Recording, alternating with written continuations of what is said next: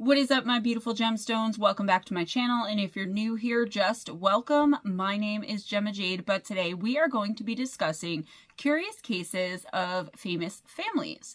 And I do have a cold. I'm a little sick, so I'm just trying to catch up. I know my voice is a lot more nasal than usual, so thank you guys for understanding and for bearing with me. When I did the video on people who were seemingly cursed a few weeks ago, so many of you asked me for more and told me you thought it was an extremely interesting subject, so I decided to bring some more cases to you all. I thought about focusing specifically on movies or on rock stars or on specific people in specific movies, but then I figured I could make this a whole series and see where it takes me and see where it takes us. I'm so glad you guys are finally giving me some more feedback about what content you guys enjoy the most so that I know what direction I'm going in each week, because sometimes it's hard to come up with content. Meaning, I would love it if you left ideas of what you would like to see next in the comments, as then I don't have to spend several hours looking through all different types of research for 10 different things and seeing where I land and hoping that you guys will enjoy what comes out in the end. So with that being said, today I decided to bring these specific cases to you, but know that this is a series now, and in the future we will eventually discuss not only alleged cases of cursed rock stars, I can't wait for that one, certain movies, people in movies like I said, and so many other types that fall under so many different headings, but also people who are seemingly or who seemingly have been afflicted with curses. There's also all different types of curses across all different kinds of cultures. It's something I'm comfortable talking about all day. As I basically just said, and as we already know, throughout the world and since the beginning of time, there have been people, objects, and even places that have allegedly had curses attached or connected to them.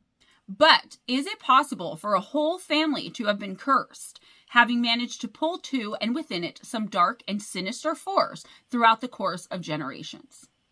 I certainly think so, and the stories I'm bringing to you now might change your mind if you disagree.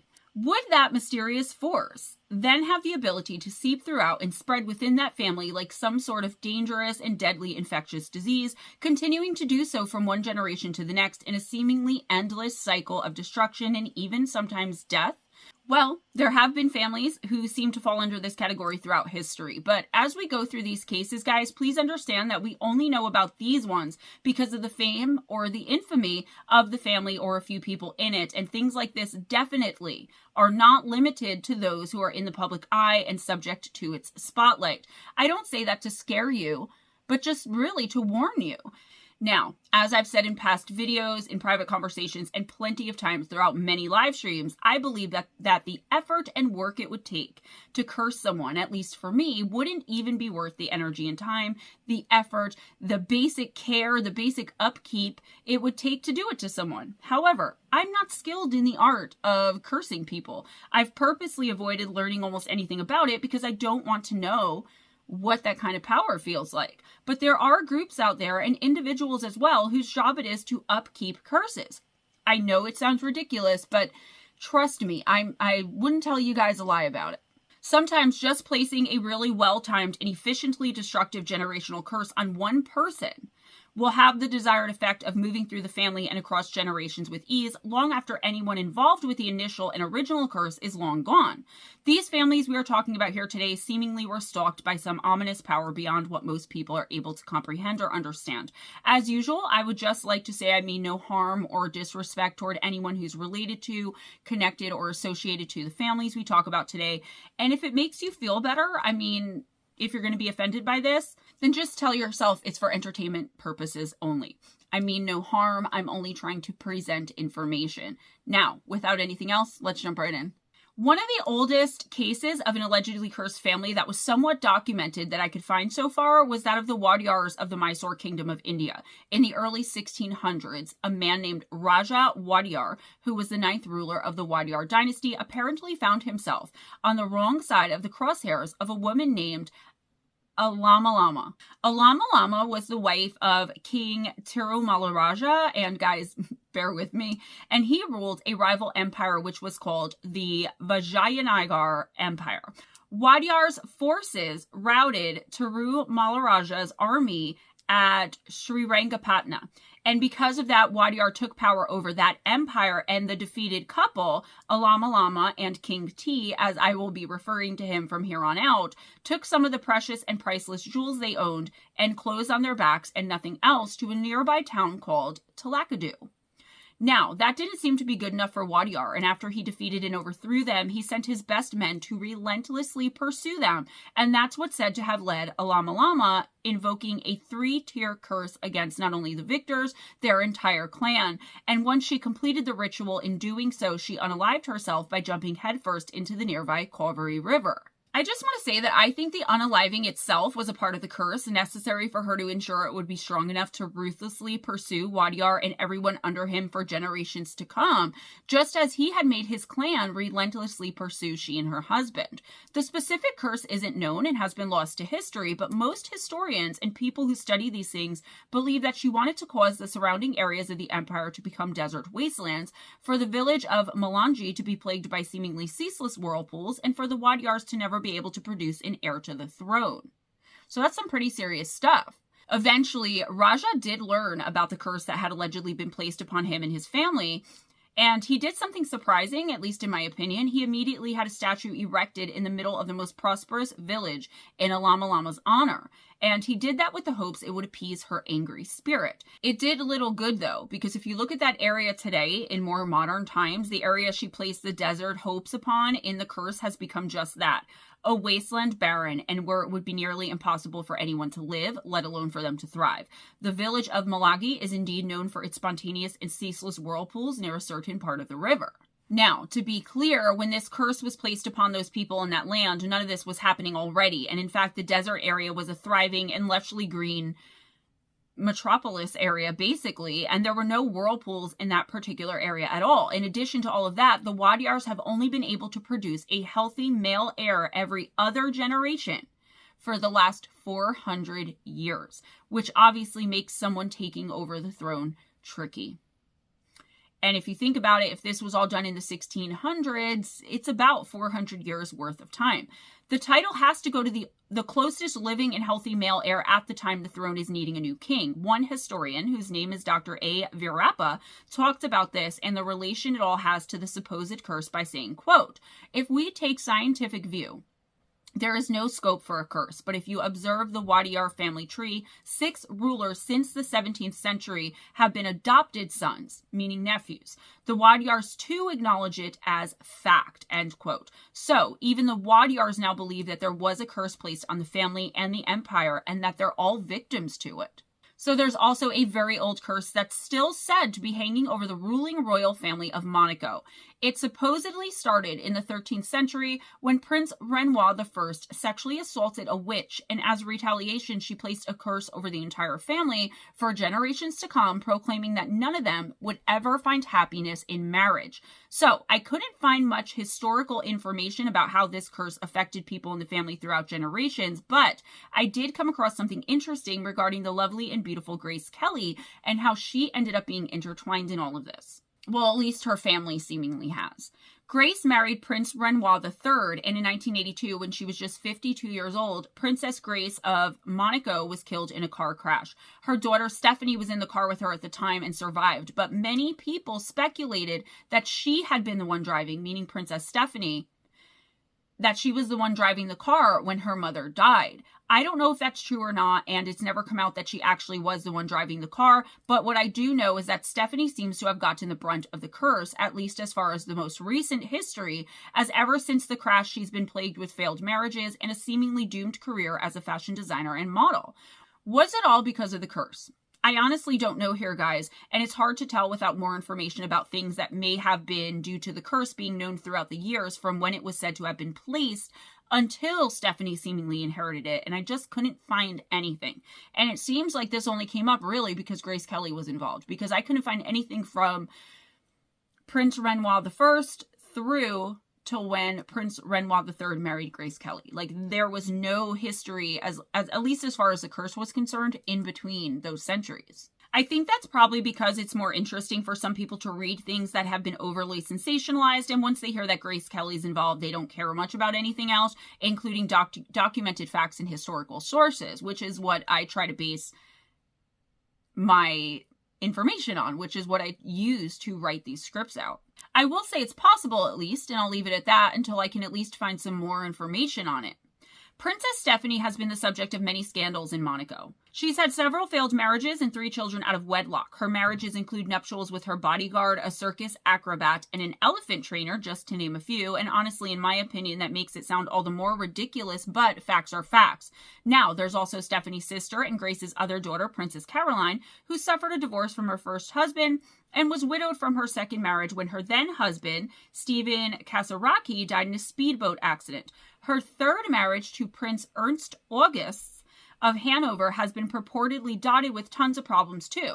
Keep in mind that Monaco is a very religious country. Just for some context as to why all of these failed marriages and children out of wedlock would be such major scandals and issues, especially for a royal family that's supposed to hold itself to a higher standard and to a regard, more of a regard than mere commoners they rule over. All of this brought shame on the royal family, and when their father, Prince Renoir III, died in 2005, he practically had already disinherited the girls in his will. Was it all the result of a curse? A witch's curse? Or was it just poor life and relationship choices? I guess we'll never know, but again, if I had more information, I would be able to at least make an educated guess, but I can't make any sort of informed decision now with the total lack of information on this particular case, so let's move on. Another supposed curse that originates long ago in history surrounds the Habsburg family, also known as the House of Habsburg or the House of Austria, who are at one time one of the most powerful and influential families in all of Europe. The curse in this case originates, at least according to legend, back when a man named Count von Altenburg erected a sanctuary for ravens a really long time ago at the site of Habsburg Castle, called that because it was later renovated by the family. The ravens apparently didn't take too kindly to the renovations and seemingly revolted, and then as a result of that, they were killed by the family, who no longer wanted a raven sanctuary at their castle. It's said that the ravens got really violent and were attacking the workers and attacking the family and all that.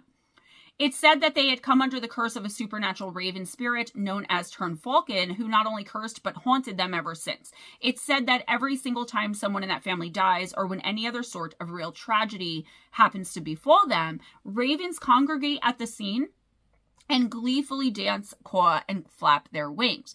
Just so you know, guys, too, that's not the only curse that's said to be connected to this family. A countess named Caroline is said to have placed a really strong and potent curse on a one-time ruler of the then Austro-Hungary Empire, whose name was Francis Joseph, who was also a Habsburg. Supposedly, it was the curse that caused the ruthless murder of his wife, his son unaliving himself, and the assassination of his nephews, the Archduke Franz Ferdinand, which is the catalyst that was the ignition for World War I.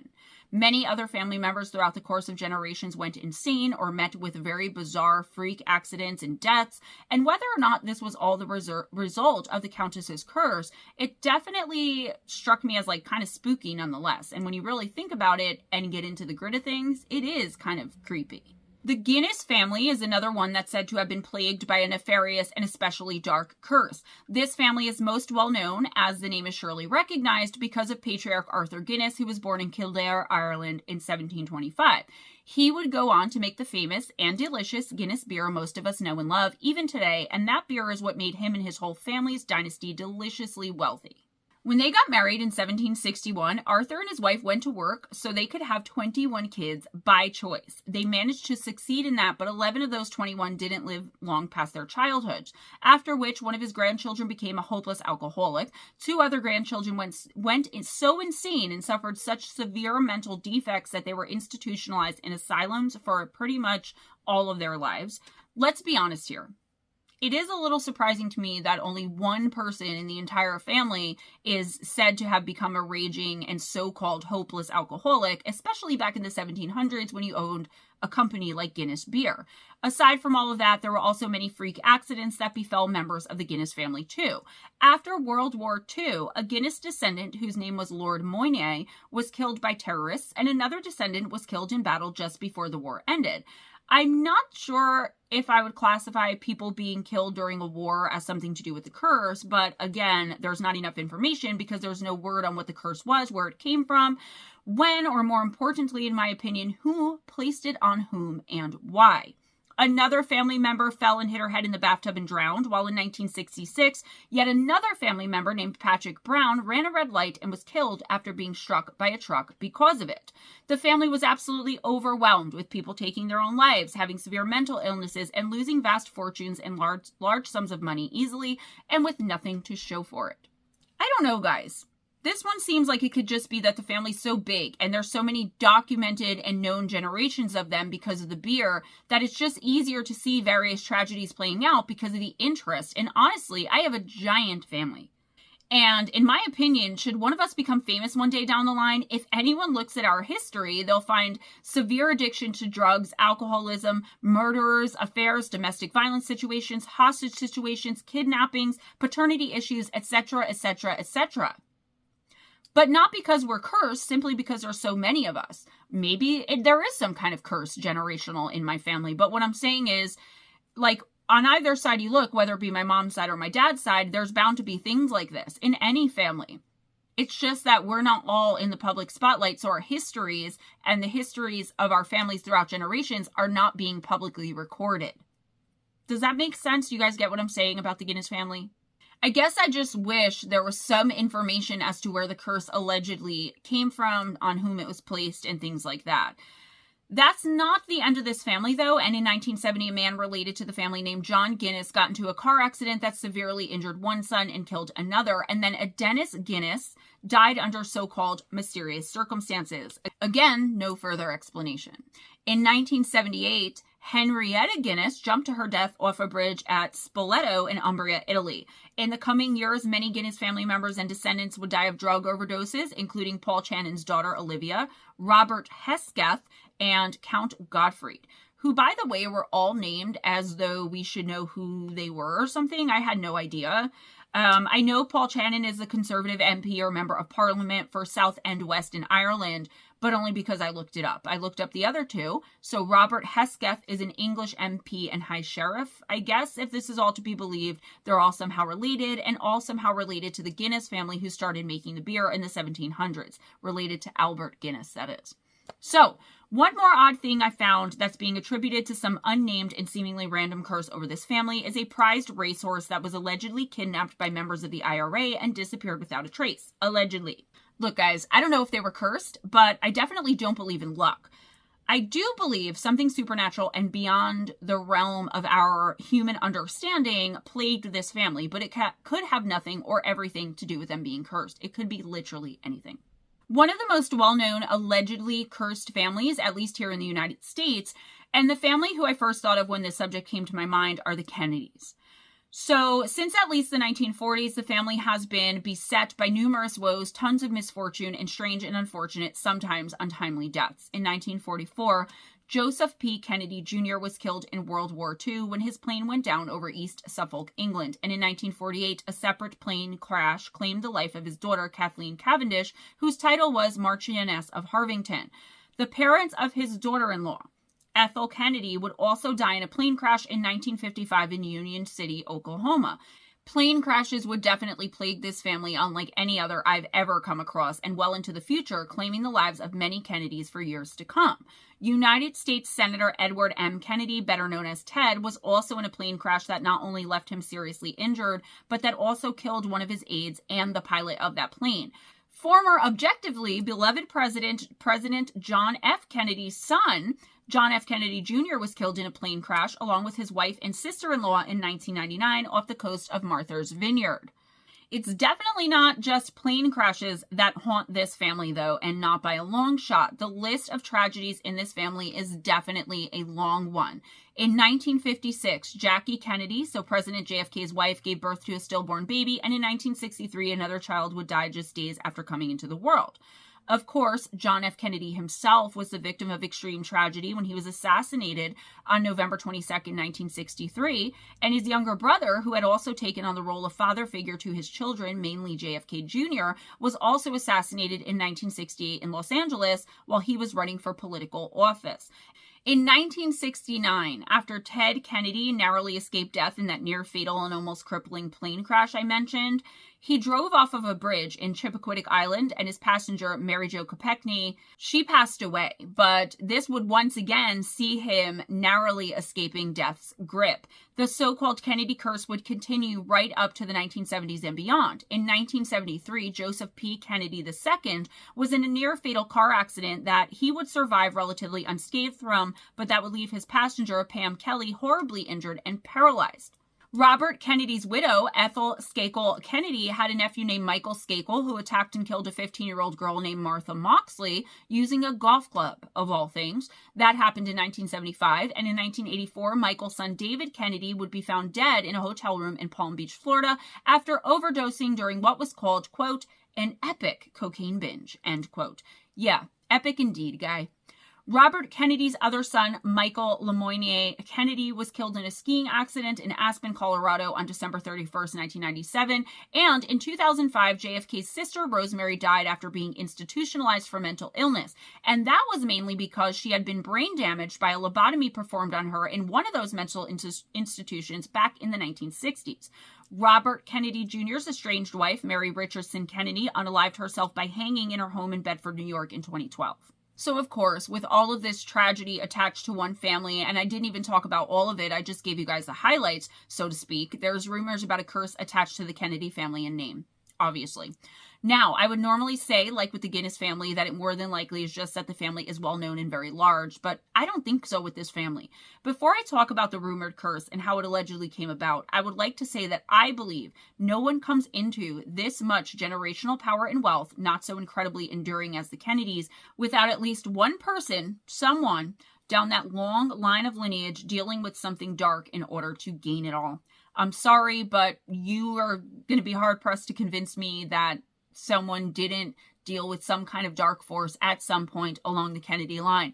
I'm not naming anyone specific. It's only my opinion, allegedly, but it's my professional opinion that somebody did some dark dealings with something dark in this family at some point.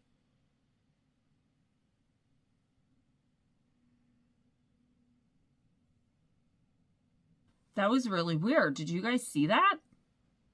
The only thing that went off were my lights.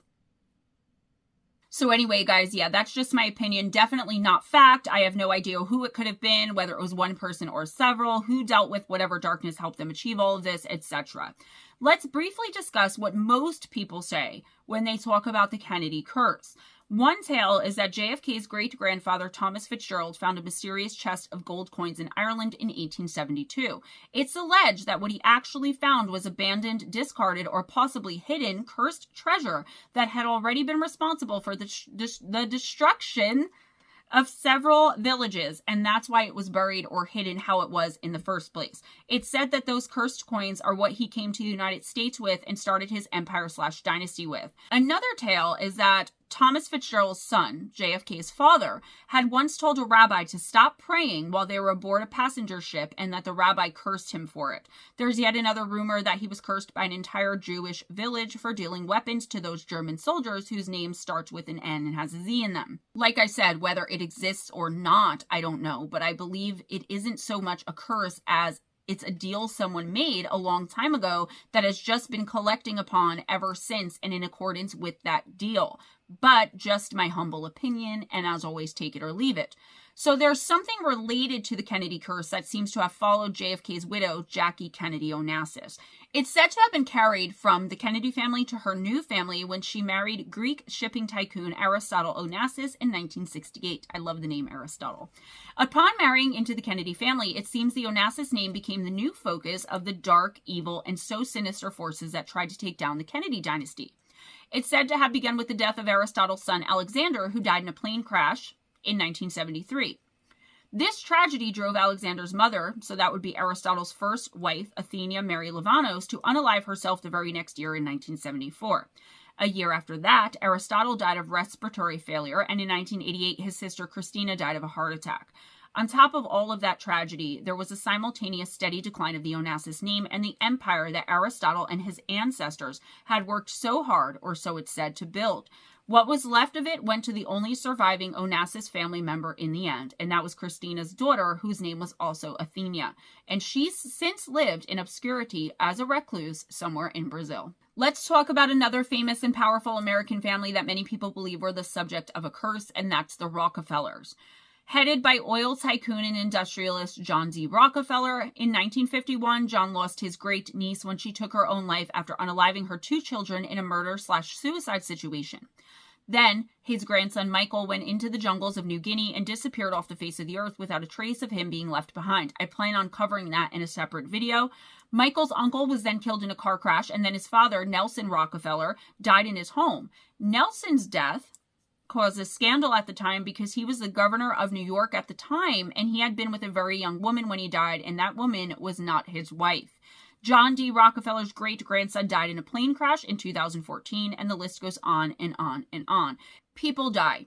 But when a family is famous and constantly watched and constantly followed, it's very easy to get caught up in the whys and the hows of it all. But this is another family I've watched closely and that I've researched well into, and whom I believe had someone down the line long ago who made a bad deal with an evil or demonic entity and left other generations of the family to suffer the consequences and try to pick up the pieces.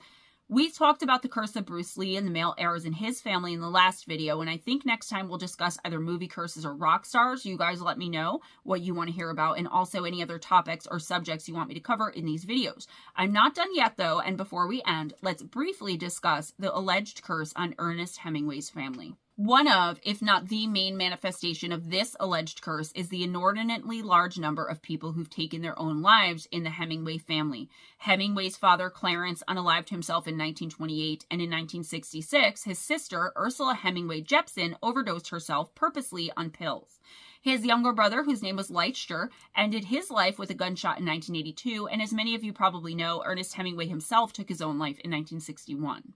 Just after the publication of The Old Man and the Sea in 1952, Hemingway actually dodged death twice when he walked away relatively unharmed from two successive and otherwise harrowing plane crashes while on safari in Africa. He wasn't completely unscathed, though, and did suffer from chronic pain for the rest of his life, as well as other health problems due to those crashes. Ernest's son Gregory died of heart disease.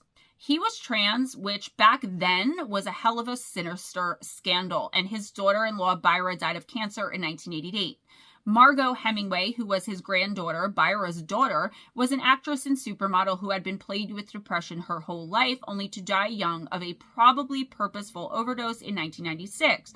The overdose was actually reported as intentional, and she was just 42 years old. If you're my age or older and you look her up and see her picture, you'll recognize her, but I was mainly a fan of her sister Muriel in the 80s. Like I said, they were Byra's daughters. Speaking of Muriel and her other sister, whose name was Muffet, and both of whom were Ernest's granddaughters, were plagued with mental illness their whole lives as well, with drug addiction, alcohol abuse, and crippling depression all being intertwined throughout their lives. I know so many of you guys believe in curses, but like most people don't really understand them except to say that they're spooky and dangerous, or at least that's all I hope most of you believers out there know about them. You'll have to let me know what you think, but like I said, as far as the Kennedys and the Rockefellers, I believe something very sinister was and maybe still is going on with those families for sure. The Hemingways could have something there too, because even with mental illness, that's a lot of self-inflicted deaths for one family in the course of only a couple of generations. But honestly, and like with most things we discuss here, we won't ever really know what the root cause is or was, at least not while we're still in these human bodies and here on Earth. I know many of you guys have your own opinions, and I encourage you to list them here, discuss them, but keep it cute. Respect one another and ourselves as we do so. That's all I have for you today, guys. Please give this video a big thumbs up if you enjoyed the content, if you enjoyed hanging out with me, if you enjoyed hanging out with one another in the premiere. Please consider becoming a member. New member videos that are usually a little bit different than the scripted things that I do here on Mondays for the entire channel. And those are every Friday morning at 11 a.m. Eastern, as long as I'm able to get them out. But I am trying to do a lot of different things for the members than just reading the script, you know. Check out the description box for the channel schedule, when the live streams go on, when the videos come out, and all that jazz. If you want to be a guest on a live stream, hit me up. And for anything else, to send in your paranormal supernatural encounters, GemmaJadeParanormal@gmail.com. Links to Amazon to my books, the Kindle and paperback versions of Missing the Faith Theory, Encounters with Evil, 101 True and Terrifying Stories, and Shadow Entities, Sleep Paralysis, and Beyond. If you want a signed copy, email me before making the purchase. Also, merch. I'm going to have to get rid of merch again because nobody is buying it. If I told you how many people bought merch, you'd be sad for me because I am sad. So please go to Jive Creations, pick up some merch. There's small stuff too. It's not very expensive at all. And in fact, everything costs under $40 and that includes shipping. Okay. And it also does help out Arisha and her business that she was so kind enough to do the merchandise for me. Ways to donate in the description box, PayPal, Cash App, my Amazon wish list gift link. I know I'm forgetting a ton of stuff. I really am still trying to get over this cold and I'm trying to play catch up for missing 2 days of work this week. So, yeah, I will keep you guys posted throughout the week as to when like Oracle is and all those types of things. So I'm filming this on Friday. Oracle is tonight. I'm super excited for that. This video will go out Monday morning at 11 a.m. Eastern as always. Be kind to each other, guys. It doesn't cost anything. Be kind to yourselves and never accept anything less than others being kind to you. If no one told you today, you're amazing, you're beautiful. You can do anything that you want to do. And if anyone's making you feel less than, you're going to have to get away from them or ignore them and just know that you are fabulous. Okay. I believe in you. I got your back. If no one else in the entire world does, or if you feel that no one else does, this girl does. All right. Always go in grace, smile at a stranger, and I'll see you guys next time. Bye.